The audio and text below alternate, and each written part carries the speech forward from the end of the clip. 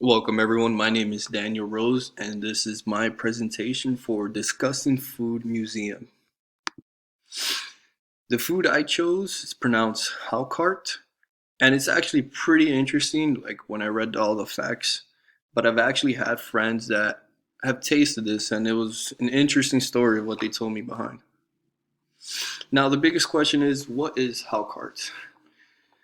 Hákarl consists of a Greenland shark or any other sleeper sharks that have been cured with a particular fermentation process and hung to dry.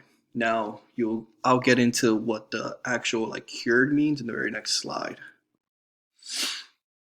So, Hákarl, which is also known as a fermented shark, is a national dish that originates from Iceland.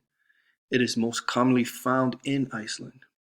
It is traditionally eaten by locals during, excuse my pronunciation, Thurblot, an annual winter Icelandic festival, but is also found in most corner shops.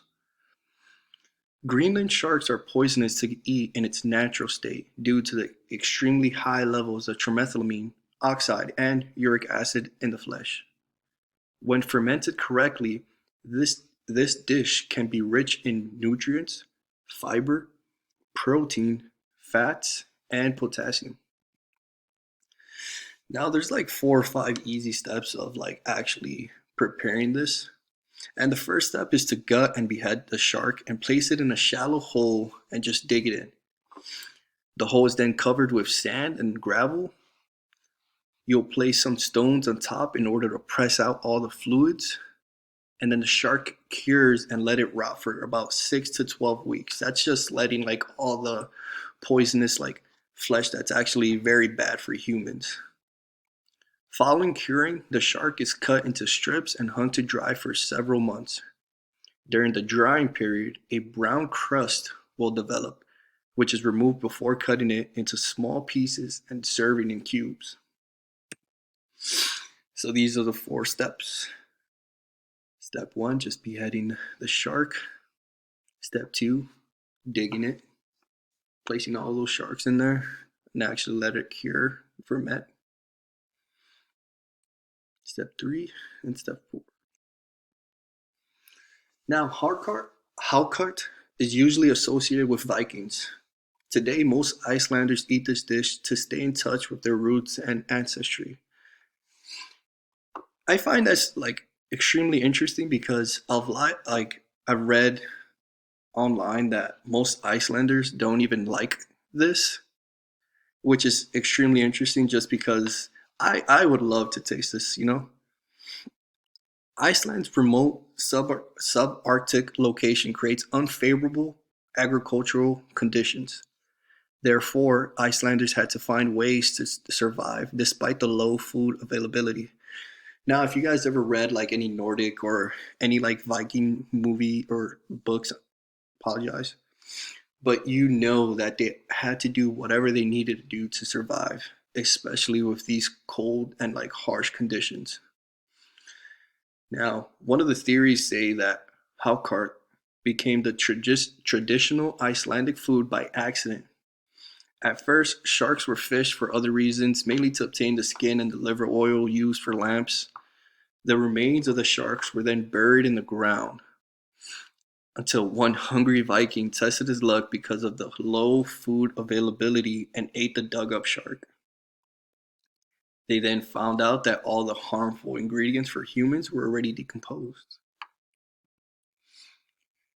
Now, learning about other cultures' food is extremely important. It allows you to keep an open mind, helps prevent ethnic divisions, and allows you to communicate with others more effectively. It can actually help connect people from different backgrounds and experiences. Like, I, for one, in the Marine Corps, was around so many people, so many different cultures. I've tasted Korean food, Thailand food, all types of Asian food, um, even in Saudi Arabia, even had some food in Afghanistan. It's pretty interesting. Food is tightly linked to our cultures, which we connect with people when eating these types of food. Memories are made, stories are told, and laughters are held. When eating these cultural specific foods, it's not only about the taste we get, but also the history. You get to know more people just by like experiencing the same thing with them, you know? So even if you never tasted anything in that specific culture, you still made a memory. You still had a laughter, you know? Now, referring to these foods as disgusting is disrespectful and unfair. Just because you don't like the taste doesn't mean other people don't. You're basically disrespecting their culture as a whole by calling one of their proudly eaten foods disgusting. It's almost like if I were to give another student one of my culture's food, like mango, you know, it'll be disrespectful if he said he didn't like it, even though I'm very confident that everyone should like it, you know. Some foods are eaten regularly, while some are eaten intermittently or even on special occasions. This helps you understand other parts of a culture, such as the days of celebration or festival. Now, the new name that I came up with is just Taste Bud Temptations, an all around sensory overload.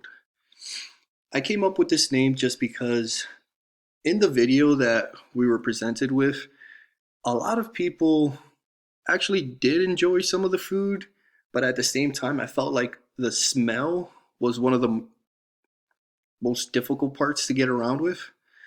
So that's why I came up with taste bud temptations, just because it's mostly in your taste buds, but all that smell can actually get to you.